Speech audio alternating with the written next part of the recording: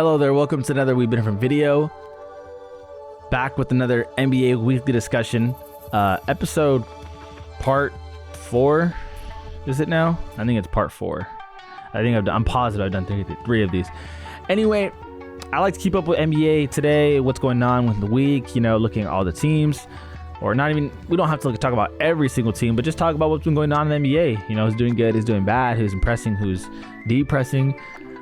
What players are we obsessing over? Just lots of things. Before I start, this video, unfortunately, I have bad news in that this is my second take, meaning I actually recorded this video already. I did literally a 45-minute discussion video, a video that you guys could just have in the background, not have to worry about anything. You could just listen, or you could watch, or whatever. Treat it like a podcast. Treat it like, I don't know, first take. Treat it like whatever you want. Now, I don't want it to be like first take because I'm not gonna spit gibberish because that's not what I am. I'm gonna be honest. Honest takes. My point is, this is the second one because the first video that I recorded, I got the image. I did everything right. Everything that I typically do, record the audio, record the image, whatever. The video is recorded. The audio, for whatever freaking reason, stopped at 10 minutes. So I only had the audio for the first 10 minutes of that video. I only talked about like 3, 4, I think I talked about Kevin Durant for like the first 5, 6 minutes of the video. Maybe more. And honestly, probably for the first 10 minutes. Who am I kidding? Talked about a lot of Kevin Durant and the Brooklyn Nets. A lot. And for all that to get gone because the audio just stopped, I was like, I just sat there for like 3 minutes just thinking to myself, fudge. I was just a little bart. A lot of effort went into that. Let me make sure the audio's okay. The audio's still recording. We're good right now. I'm gonna be checking in here and there. You're gonna see me looking at that tab below because I'm like, bruh, that happens again. I swear to God, I'm not posting another weekly discussion video. I'm not doing it. So now that you guys know that, if you're like, damn, he is on it today with all this stuff that he's saying, because dude, I went through it all. I literally went through it all. Every single team. I went through every single team. So many players' stats. So I might reference that in this video term, like I talked about it already. If I didn't talk about it already, it's because I talked about it in the first video, in the OG part 4 video. But this is gonna be remade because I love this channel too much to not provide the content that I know that I want to provide.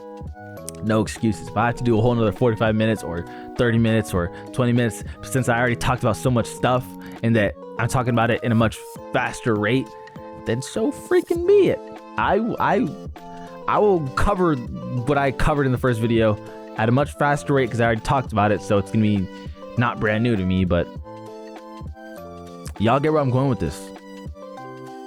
Now, for those of you who want to actually hear about basketball, let's get into it. So, first things first, I'm gonna do this like last video. Let's talk about what is like trending, what's popular right now.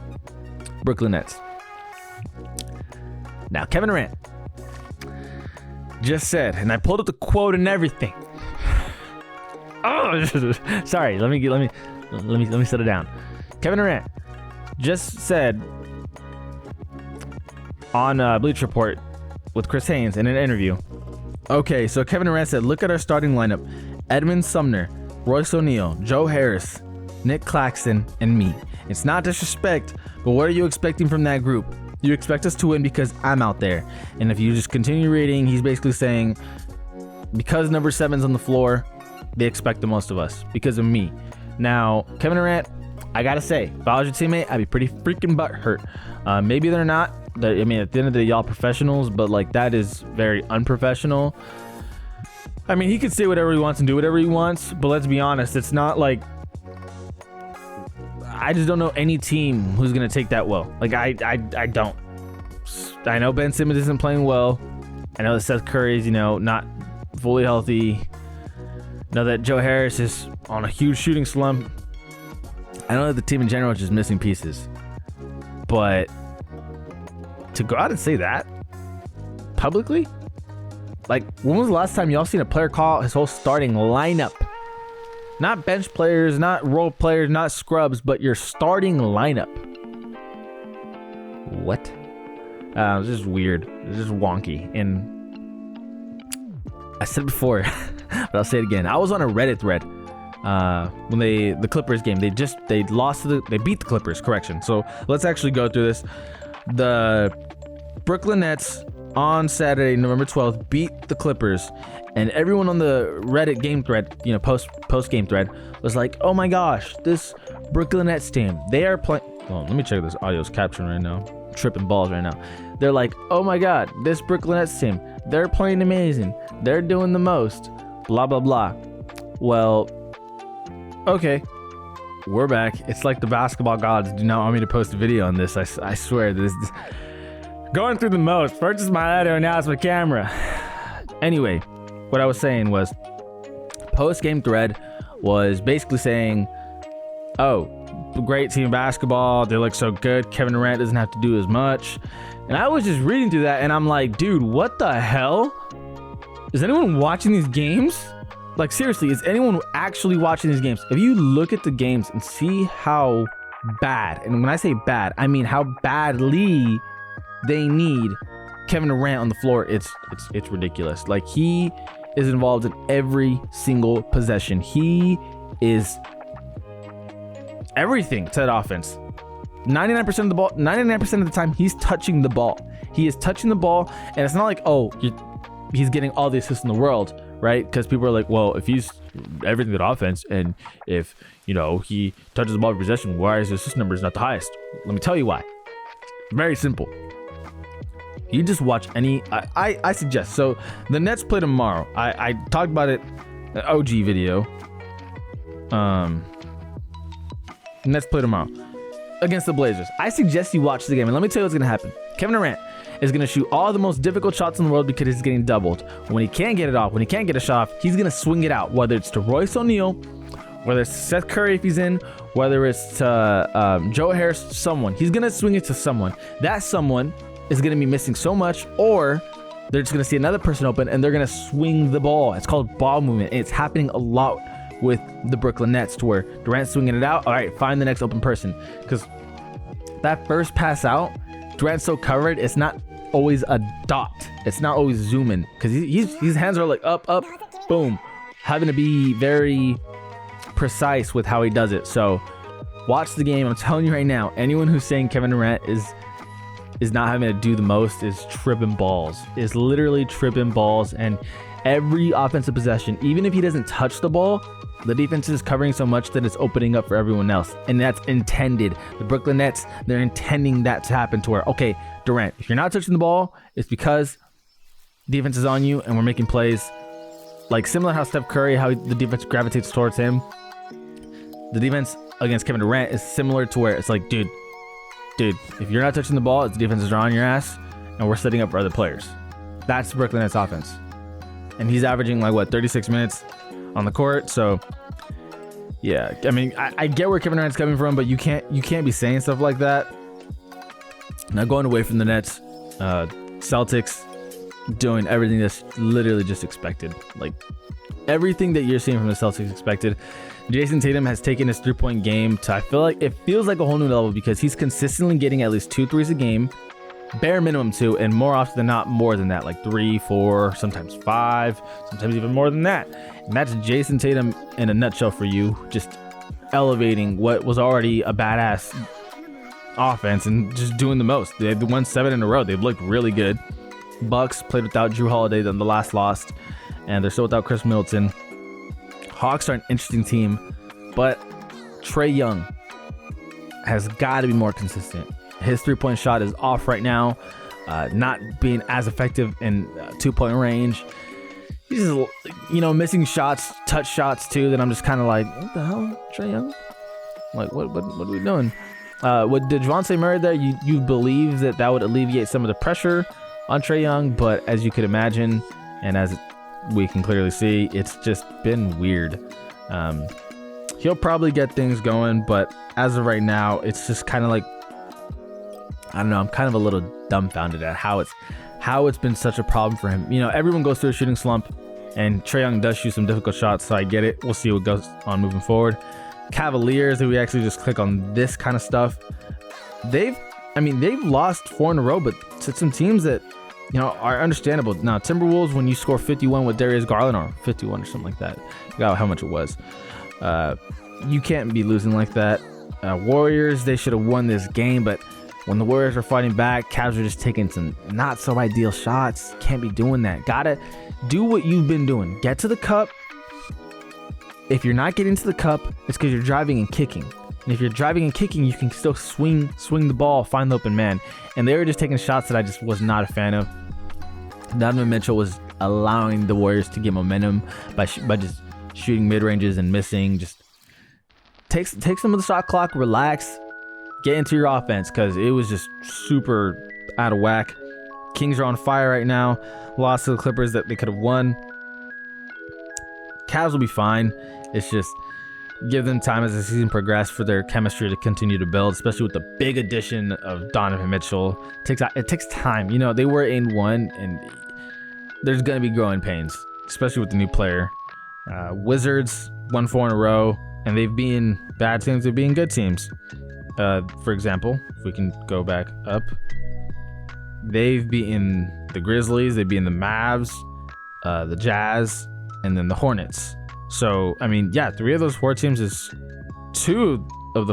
really good. Granted, the Mavericks suck when they're playing away. At least they've been terrible when they play away.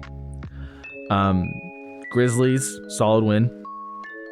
Jazz, they're struggling, but, you know, still a solid win. And then the Hornets, you better win. Like, if you're trying to compete, you can't be losing games like that. I said it last week, but you got to take the ones that are given to you. And obviously, it's the NBA, anything can happen, but you got to capitalize on the easier teams, because on the tough matchups, when you're against Suns types of teams, Mavericks at homes type of teams, you know, Bucks, Celtics, all those kind of teams, you can give yourself a little bit of leeway to lose and keep your record well, because you're beating the bad teams. Well, if you're losing to the bad teams, you have to beat the good teams, or you're just a bad team, period. If you're losing to both types of teams, that's it. You're done. I mean, look at the Knicks. They're losing to bad teams, losing to good teams, and they're 7-7. They're playing bound. That's what happens. You gotta give yourself leeway. Moving forward, though, Raptors 8-7. I said it last week. They're a frustrating team. One day they can look amazing, great team ball, you know, great effort on both sides. The next they can just be like, what is happening? It's falling apart. The sky is falling. Like, it's just weird watching the Raptors. The Knicks, I said it last week. They were 5-5 when I recorded it on a Wednesday. Now they're 7-7 a week later. And I mean, dude, just 5-5 at home. 5-5 in the conference. 4-3 at home. 3-4 in their last and their away games, and 4-6 in their last 10 games. It's just the Knicks are so mid, bro.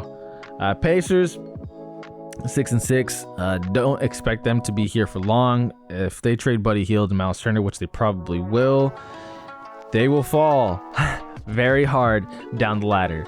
Tyrese Halliburton, obviously really solid, core to your future. Currently, though, it's just they're just showing off with Buddy Hield and Miles Turner what they can do, but they're gonna get traded. I'd be surprised if they didn't. 76ers 7-7. One thing that's definitely needs to be noted is if Joel Embiid's doing well, so are the Sixers. Think about it. My guy has been playing out of his mind, and they've won 2 in a row. Early in the season, even though Harden was playing well, Tyrese had some solid games. Clearly, it's just not the same if Embiid's playing like, you know, what the Embiid that we've come to know, just a superstar. The Heat won 3 in a row. Said it last week. Too good of a coaching staff, or just in general, too good of an organization to not compete. They were gonna get it together. Now, how good they will be, I don't know, but you have to imagine they're at least in the top 6, right? Bulls 6-8. Bulls are a frustrating team because if you just look at their team, I feel like they should be better. Like Vucevic, Zach LaVine, DeMar DeRozan. You know, Caruso needs to learn how to let it fly in terms of just being a better three-point shooter, although that's something that's very difficult to learn, obviously. clearly just missing Lonzo Ball. I mean, Ayo Dosunmu's solid, but there's a lot of inconsistency with that team. DeMar can blow up one day, he can be okay the next. It's just consistency is key for the Bulls. I already talked about the Knicks. Magic, said it earlier today. I'm changing my opinion. Last week and the week before I said they were the worst team in the NBA. And things have changed. And what I mean by that is it's very simple. Things have definitely changed. The Magic are just like problems now. They are legit. Like, they are good. And they're making me think twice about everything. And okay, JK, sorry, what am I saying? I had y'all for a second there. Okay, so my opinion of them being the worst team is true. I was just making sure y'all were paying attention and were listening. Were you paying attention? Did you catch what I just said? I just said the Magic were solid and good. They're not solid and good. They suck. But they don't suck the most. That opinion still stands. And the reason why my opinion has changed and that they're not the worst team anymore is because this guy named Franz Wagner, who I've been talking about and I've said he has lacked touch and he can't hit an open three to save his life. Well, he still can't hit the open three to save his life, but he's just been playing well. And we actually just look at his stats as of late. So let's go. Franz Wagner. 34 minutes, 33 minutes. 23, 17, 22, 9 for 17, 7 for 15, 9 for 17 field goal. Can't hit a three to save his life. He's shooting 24.5% of the season. 0 for 3, 0 for 3, 1 for 1 in his last game. It's just been a disaster in terms of three-point shooting. But, I mean, think about it, dude. Everything else is just rolling right now for him. Looking much, much better. Again, that's why I talk about let the season progress before we make, the most judgmental decisions and critiques that ever. I mean, the Magic are a bad team. That opinion still stands. But they beat the Suns, they beat the Warriors, they beat the Mavericks. Like, what? I mean, granted, let me say this right now. The interesting thing about all those wins. So, the Suns, the Mavericks, and the Warriors were all away. Okay? Now, I want you to look at this. This is crazy. This is crazy stuff. Coincidentally, all those three teams that they did beat at home are horrible away. The Warriors are 0-7 as an away team. They're 6-1 as a home team. The Mavericks are 1-4 as an away team. They're 7-1 as a home team. The Suns are 6-1 at home and 2-4 away. Like, I want to give credit to where credit's due and say good wins, Magic.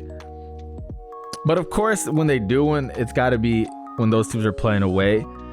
I mean, like I said, that's just an interesting stat. That's just a fun fact. I bet y'all didn't really think about that. But anyway, I mean, yeah, Magic sucked, but credit to where credit's due. Franz Wagner's playing much better. Hornets, LaMelo came back. I want to show y'all this real quick because this is pretty wild. So LaMelo came back. He's played 2 games. Won, lost one. Lost to the Heat, beat the Magic. LaMelo Ball is shooting a lot of freaking threes. He shot 15 threes in the Magic game. 4 for 15. He shot 9 threes against the Heat. 28 minutes, he shot 9 threes. 34 minutes, he shot 15 threes. My guy is shooting a lot of threes. Like, a lot of threes. And, credit to the man. Confidence clearly does not like that. He's gonna let it fly. And in terms of my NBA props, my sports betting, I ain't got no problem with that. But it's definitely interesting that he's trying to push that upon his game more. And honestly, the season's lost anyway. The moment Miles Bridges did some dumb stuff was the moment that y'all were screwed. Pistons suck, not much to say. Kid Cunningham's out for a little bit, so y'all can be even worse. Moving on to the Blazers. Let me make sure this is still recording, bro. I'm panicking. Moving on to the Blazers. I said it before and I'll say it again. They're so very interesting. I said last week I'm not a believer. There are two players who are huge X factors to that team. Jeremy Grant and Anthony Simons. Jeremy Grant in particular has been blowing my mind as of late because he's been playing out of this world. The guy is shooting lights out. Jeremy Grant has always had a mid-range game. We've known that. I've known that. Anyone who's a Pistons fan has known that. But what? 6 for 8, 5 for 9, 4 for 8, 27 points, 37 points, 29 points, 49.3% from 3, 50% field goal percentage. Like, my guy's playing out of his mind. 21 points per game. Like, bro. Jeremy Grant, huh? Damian Lillard is why the team even has a chance to be great. But to be great, you need help. Jeremy Grant and Anthony Simons are absolutely taking their game to the next level. And last season we saw Anthony, playing well, scoring easily over like 20 points a game, I think. But regardless, he had so many games of 20 plus points, and you could just see it progressing very well. But this season, it's all coming together. And, Blazers, man, making me rethink my comments about last week. Looking at the Nuggets, I mean, it's expected. Michael Porter Jr. is just shooting lights out. Nikola Jokic doesn't have to do too much anymore because with the help of Jamal Murray, obviously, again, Michael Porter Jr., Aaron Gordon being there, Bruce Brown actually playing a solid role, Christian Brown playing a solid role, and Bones Highland getting back into rhythm, getting back into what he does, which is awesome. Nuggets 7-3 in their last 10, 4-0 at home. That is amazing. The Jazz are 10-6. They've lost 2 in a row though. So I mean, we always knew there was going to be growing pains, especially with the team that is dependent on their shooting to maintain to be shooting at an insane of a high clip as they have been. We'll see how they respond as the weeks go. Are they legit? Are they not legit? Obviously, they started out 10-3, so that's amazing. But losing 2 in a row doesn't bode well for anyone's confidence. Just ask the Warriors. The Suns lost 2 in a row. As I said before, though, they're a great home team. They'll pick things up. I think they're just too good of a coach team as well. Monty knows what he's doing over there. Are they a championship team? I don't know, but Devin Booker's too good. DeAndre Ayton's too solid. CP3's veteran player. I mean, obviously losing Cameron Johnson for 1 to 2 months is a problem, but I think they'll be fine. They'll get it together. The Mavericks, I talked about them earlier too with their home and away records. Mavericks are very frustrating to watch because similar to like the Raptors kind of vibe in that you can look amazing one day and look terrible the next day. Mavericks look more consistently amazing, but man, their worst is their worst. Like they blew a 25-point lead to make it close against the Clippers. You held them to 35 and a half, and then you just allow them to come back due to just carelessness. And, a lot of 3-point shots taken over there, and threes giveth and threes taketh away. And if you play like that, it's risky, and they just need to be consistent with that kind of game. And Luke is obviously everything to that offense, but I don't know. I'm interested to see, by the end of the season, how many teams blow the most leads. And the teams that I think shoot the most threes are probably going to be more prone to that. Well, or if you're the Lakers and you just can't shoot at all, that's probably pretty prevalent to the matter. Grizzlies are really solid. Jared Jackson just came back yesterday against the Pelicans. Y'all seen this on Thursday though, so you don't know what I'm talking. I mean, you know what I'm talking about, but yesterday isn't yesterday for you watching this video.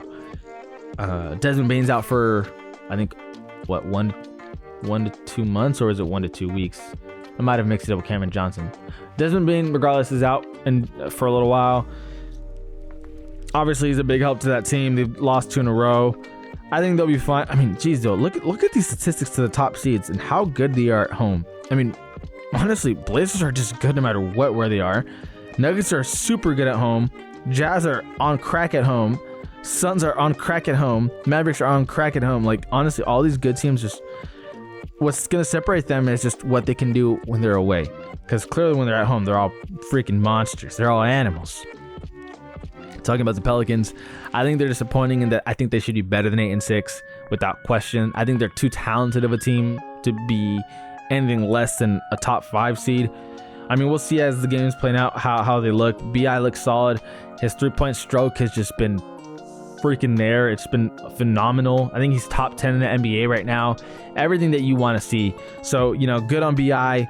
Good on everyone for, you know, doing the most. Just got to be more consistent and way too talented of a team. Kings 7-6. They're on fire. De'Aaron Fox, good for him. It's about time. I was talking about it earlier in the original video I made today, but Domantas Sabonis is Nikola Jokic light, meaning he does everything Nikola Jokic can do, just not as good. He can score, he can board. He actually boards better than Jokic. He can pass. He's a playmaker for the Kings, and that is literally Jokic. Again, he just doesn't do it as good. Let's actually just look at it. So, 17 points, 7 boards, 7 assists, averaging 17.8 points per game. Can't shoot a 3 at all. Jokic definitely does that better. But boards really well, 11 boards per game, 6.3 assists per game, and it's only going to go up because the past games he's been getting more and more and more. So you like what you see from him. All in all, this team's just playing better as a whole. Kevin Huerter is honestly a huge role player for them. TD, Terrence Davis had a blow-up game against the Nets. We'll see how, you know, consistently that goes moving forward. Malik Monk being able to get a bucket when they need him off the bench. It's been solid for the Kings. Clippers are just they're so much better when John Wall's on the court, and when, you know, his minutes are amped up, I think they'll be better because he just facilitates on a whole nother level for that team. And then being able to not be, I guess, a liability defensively, he can defend, and then being able to hit an open 3 just much more better than what he used to. And then obviously he can get to the cup. That's always been John Wall's game. He can get to the cup.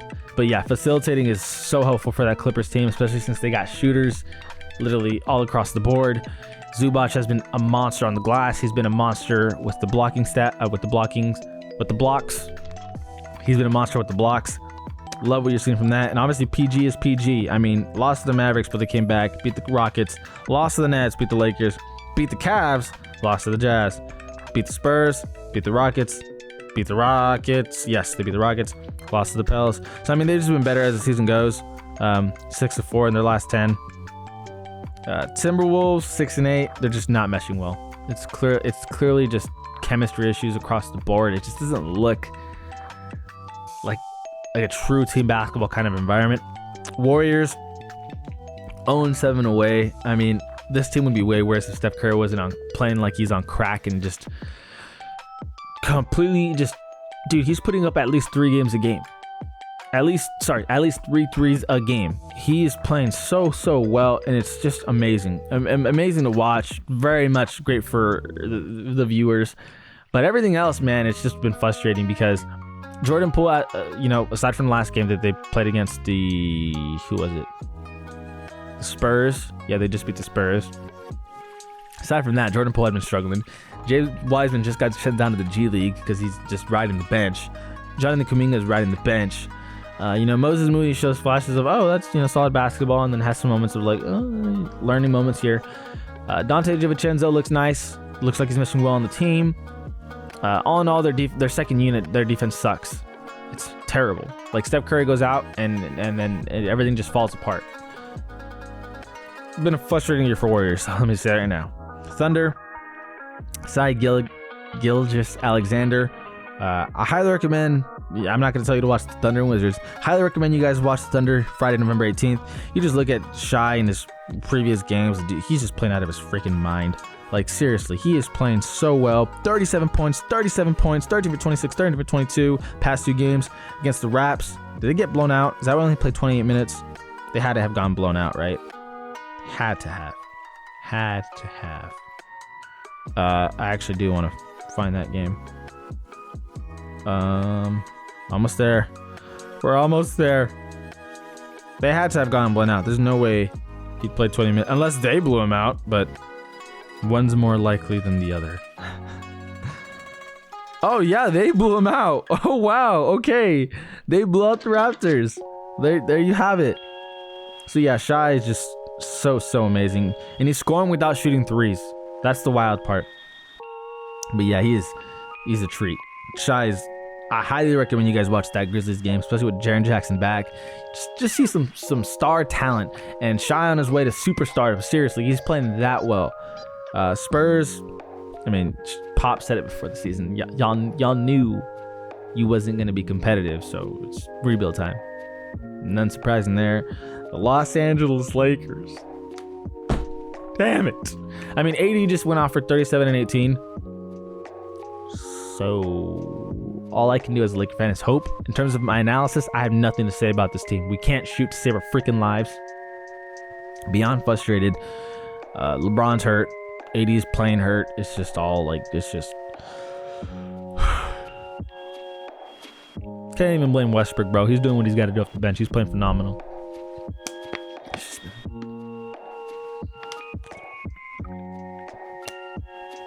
I'm gonna be honest. As a Laker fan, all I can do is hope. No analysis, bro. Just, I don't want to be depressed. Let me just hope. And the Rockets. I can give analysis for that because I'm not a fan of the Rockets. I love Jalen Green. Fun player to watch. But the Rockets are officially, in my opinion, the worst team in the league. Easily have overtaken that title by the Magic. Anyway, what I was saying is a title you don't want, by the way, because, let's be honest, you don't need to be the worst team to, be competing for Wembanyama. You can be the second worst team. You can be the third worst team. I mean, take notes from the Magic, dude. They're doing it right. They're tanking, but they're not like the worst now. They've beat some solid teams. The Rockets, I mean, it's just like such such young, immature mistakes in terms of like just basketball play. Like just IQ related to where it's like, what are we doing? Or shot selection that is like, what are we doing? And I've seen a lot of Rockets because I love watching Jalen Green. KPJ looks solid, but I mean, I'm just questioning everything across the board. Like, obviously they don't have the talent regardless to compete. But man, it's just like, dude, what is happening? It's just a blunder. A blunder from top to bottom. Nothing to say other than they're really, really bad. I mean, dude, 1-9 in their last 10 games. 1-9 away, 1-3 at home. I guess they've only played 4 home games and 10 away games. They must have a huge home game stretch coming up because that's freaking crazy. But yeah, it's been tough with the Rockets. I mean, I talked about it earlier today, but NBA is it's a wild ride, and for things to really settle down, you got to let the games pass, let contenders be contenders, let tanking teams be taking teams, because the Pelicans started out 2-11 last year and things changed. So same as the Kings are doing now, things are changing. Got to let these games play out, especially this early on, and then I'll be here to evaluate and to give my opinion. Sorry I wasn't looking at much player stats as much this video. Honestly, it's because I already knew them. With me recording this already the first time, things felt a lot more like set in stone. Like I just knew. So yeah, I mean, hopefully that doesn't happen again next time. I'll see you guys next week again for sure, and it'll be uploaded on Wednesday. The only reason why I'm not uploading this today, aka the day I'm recording it, which is Wednesday, and I'm uploading it on Thursday, is because Warzone's out today, and I'm gonna make a Warzone video. So there's your answer. Pretty straightforward stuff, right? Anyway, appreciate y'all for watching. As always, this is All Even Different on We've Been Different, and we out.